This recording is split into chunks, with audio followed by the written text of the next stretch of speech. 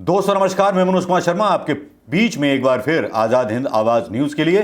दोस्तों मैं पहले कहना चाहूँगा कि जो सब्सक्राइबर मेरे ये वीडियो देख रहे हैं, पहले वो अपने नोटिफिकेशंस, अगर सब्सक्राइब का नोटिफिकेशंस या वीडियो का नोटिफिकेशन नहीं पहुँच रहा है तो कृपया अपनी नोटिफिकेशन में जाकर के चेकिंग को थोड़ा सा सेट कर लें, चेक कर लें नोटिफिकेशन की जो सेटिंग होती है, क्योंकि पिछले 3 महीनों से ऐसा चल रहा है कि मेरे से जो नोटिफिकेशंस हैं वीडियो के, वो काफ़ी लोगों तक नहीं पहुंच पा रहे। ये बड़े ताज्जुब की बात है, क्यों हो रहा है, किस लिए हो रहा है, कह नहीं सकते। लेकिन बढ़ते हैं उस खबर की तरफ जिस खबर के इंतजार में आप बैठे होंगे, और आपको इंतजार होगा कोई ऐसी खबर का जिस खबर के बारे में कोई चर्चा अभी तक नहीं की गई होगी। ना तो संस्कृति के संस्कार के बारे में कोई चर्चा हुई होगी, ना राजनीति के संस्कार के बारे में कोई चर्चा होगी। राजनीति के संस्कार तो तभी खत्म हो गए थे जब इमरजेंसी लगाई गई थी और एक बड़ा बवाल खड़ा कर दिया गया था हिंदुस्तान की आज़ादी के बाद। शायद आज़ादी लेना रास नहीं आया था उन नेताओं को जो अपने अपने अपने तरीके से सत्ता की गद्दी पर अपना अपना कब्जा ठोकने का दावा कर रहे थे। लेकिन दोस्तों, यहाँ राजनीति में खेल बदलते रहते हैं। राजनीति में इतने बड़े खेल हो जाते हैं कि सत्ता को बदलते हुए हम देखते हैं। 2014 के बाद बदले हुए नए हिंदुस्तान को देखते हैं। उस नए हिंदुस्तान को नहीं देखते जहां हर हाथ में रोजगार हो, हर गरीब के चेहरे पर मुस्कान हो। लेकिन यहां 2014 के बाद देखने को मिलती हैं तो लंबी लाइनें, जीएसटी की कतारें, बैंकों से लेकर शमशान घाटों तक कतारें, कोरोना से मरते हुए लोग, वैक्सीनेशन पर नए नए डायलॉग्स ये सुनने को मिलते हैं। लेकिन इसी बीच एक ऐसी खबर आती है जो चौंका देती है। इस बीच न्यायपालिका के कई जज जो फैसले देते हैं उनको राज्यसभा भेज दिया जाता है और उनके द्वारा भेजा जाता है। जो राष्ट्रपति होते हैं या भारतीय जनता पार्टी के नेता होते हैं उनको राज्यसभा मनोनीत कर दिया जाता है।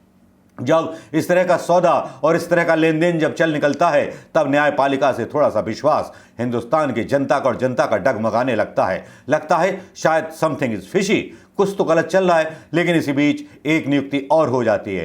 राष्ट्रपति का पद सबसे बड़ा होता है। व्यक्ति अपनी अगर फांसी हो जाए तो माफी की अपील के लिए एप्लीकेशन राष्ट्रपति जी के पास भेजता है कि साहब पुनर्विचार कर लीजिए। तब राष्ट्रपति के हाथ में उसकी जान का फैसला होता है, उस हुक्म का फैसला होता है जिसमें उसे फांसी लटका देने का हुक्म मिला होता है। अपराधी इस इंतजार में कि शायद राष्ट्रपति बख्श देंगे, लेकिन राष्ट्रपति अगर हत्यारा, क्रूर है और उसका दंड न माफ करने लायक है तो ऐसी अवस्था में राष्ट्रपति जो हैं उसको माफी नहीं देते हैं। ऐसे कई मामले हमने देखे हैं।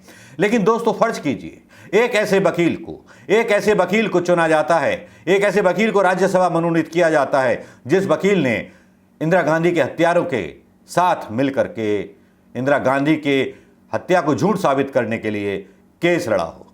एक ऐसा वकील जिसने प्रज्ञा भारती, जिसने मालेगांव के ब्लास्ट में जो आरोपी थी, उसका केस लड़ा हो। एक ऐसा व्यक्ति पूर्व गृह मंत्री अमित शाह जो आज गृह मंत्री हैं, उनका केस गुजरात में लड़ा हो। तब दोस्तों उस गुजरात केस का मैं बता दूं, सोहराबुद्दीन मर्डर केस ने अमित शाह के लिए गुजरात हाई कोर्ट और सुप्रीम कोर्ट में तुलसीदास प्रजापति का केस हुआ था। उसमें ये साहब पेश हुए थे। इन साहब की कई खूबियां रही हैं जिनको बताना मैं बहुत जरूरी समझूंगा। ये केतन पारिक का भी इन्होंने 2001 में जो घोटाला हुआ था, केतन पारिक का मामला उछला था, उसमें केतन पारिक की तरफ से ये मतलब जो थे अदालत में पेश हुए थे। मुकेश अंबानी और अनिल अंबानी के बीच जब लड़ाई हुई थी तो अनिल अंबानी की तरफ से उपस्थित हुए थे। एलके ग्वालियर में चुनावी अपराध के मामले में आडवाणी के लिए पेश हुए थे। सुप्रीम कोर्ट में गुजरात दंगा मामलों में तत्कालीन मुख्यमंत्री जो अभी वर्तमान प्रधानमंत्री हैं, तत्कालीन मुख्यमंत्री थे, तब उन्होंने मोदी जी की पैरवी की थी। भारतीय उद्योग मामले में जब शेयर मामला हुआ था तो हर्षद मेहता के बचाव में ये पेश हुए थे। मतलब आप फेरिस्त गिनते जाइए जिनको देश ने भ्रष्टाचारी माना, जिनको देश ने, मीडिया चैनलों ने जिन पर मुकदमे चलाए, जिनको बोला कि ये दोषी थे देश की अर्थव्यवस्था को गंदा करने में, ये वही हर्षद मेहता है जिस पर यह आरोप लगा था कि ये प्रधानमंत्री को करोड़ों रुपए उस जमाने में इसने रिश्वत दी थी। तो यही वो वकील साहब थे जो हर्षद मेहता के पक्ष में खड़े थे। अब सियासत का ये रंग आपको शायद समझ में आने लगा होगा धीरे धीरे। कुछ चीजें आपको समझ में आ जाएंगी क्योंकि ये समझाना बहुत जरूरी है। और जो एक आरोपी थे AK-47 में जो थे संजय दत्त के साथ खड़े हुए थे राणे साहब, जिन पर भारतीय जनता पार्टी ने आरोप लगाया था कि साहब बहुत बड़ा इन्होंने गोलमाल किया था, इसके साथ भी खड़े थे। इनकी 14 प्रमुख उपलब्धियां रही हैं, पढ़ के सुना देता हूं। महाराष्ट्र के पूर्व मुख्यमंत्री AR अंतुले का ट्रायल था और उसमें अपील की थी। पूर्व प्रधानमंत्री इंदिरा गांधी के मामले में 2 अभियुक्तों की हाई कोर्ट और सुप्रीम कोर्ट में इन्होंने अपीलें की थी। टाडा के तहत विशेष न्यायाधीश के समक्ष जनरल वैद्य है, आपको याद होगा, ब्लू स्टार ऑपरेशन में जुड़े हुए थे जनरल वैद्य। उनकी हत्याकांड के मामले में जो अभियुक्त थे यदविंदर सिंह की रक्षा का संचालन इन्होंने किया था। यरवदा जेल पुणे के परिसर में स्थित एक अदालत में बैठे बैठे एक आरोपी को बरी कर दिया गया था पुणे की यरवदा जेल में। संजय दत्त और कुछ अन्य बम विस्फोटों के आरोपियों के लिए हाईकोर्ट में टाडा न्यायाधीश के समक्ष सुप्रीम कोर्ट में अपील की थी। मारुति उद्योग में हर्षद मेहता का मैंने आपको बता ही दिया, सुप्रीम कोर्ट में लोढ़ा के खिलाफ मामले में बिड़ला परिवार की तरफ से पेश हुए थे। मालेगांव बम विस्फोट में साध्वी प्रज्ञा के वकील ये रहे। सुप्रीम कोर्ट में गुजरात में जो दंगा हुआ मोदी जी के वकील रहे। तो इनकी फेहरिस्त बहुत लंबी है और इनका एक राजनीतिक कैरियर भी रहा। कई अंतर्राष्ट्रीय मामलों में इन्होंने जो थी मध्यस्थता की।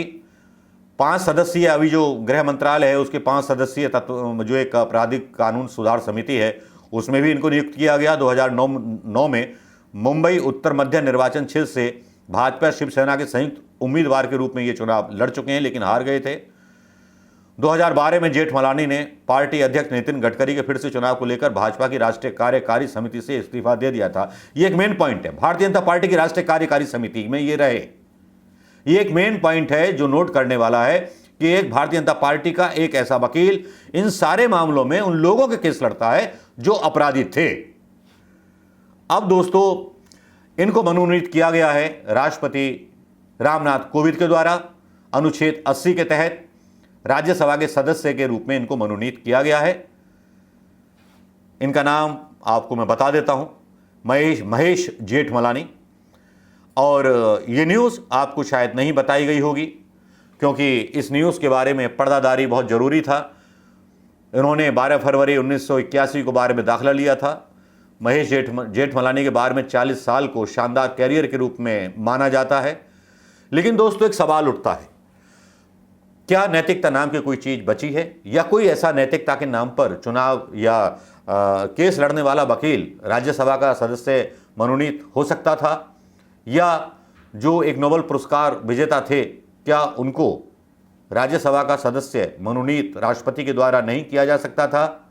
नाम आपको पता है, बाल सुधार के लिए उन्होंने बहुत बड़ा काम किया है।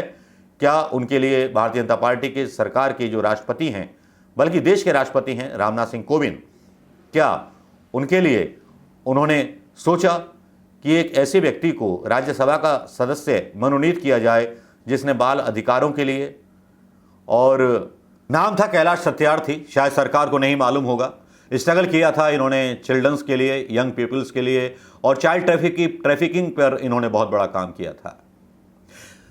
कैलाश सत्यार्थी जैसा राज्यसभा का सदस्य मनोनीत होता तो शायद एक ग्लोरी बढ़ती भारतीय जनता पार्टी के शासन की और राज्यसभा की भी।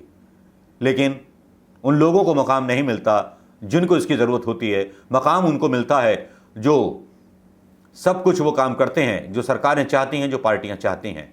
अब अगर प्रज्ञा भारती जैसे मालागांव की आरोपी जब देश की सांसद बन सकती है, सारे आरोप पानी की तरह धुल जाते हैं।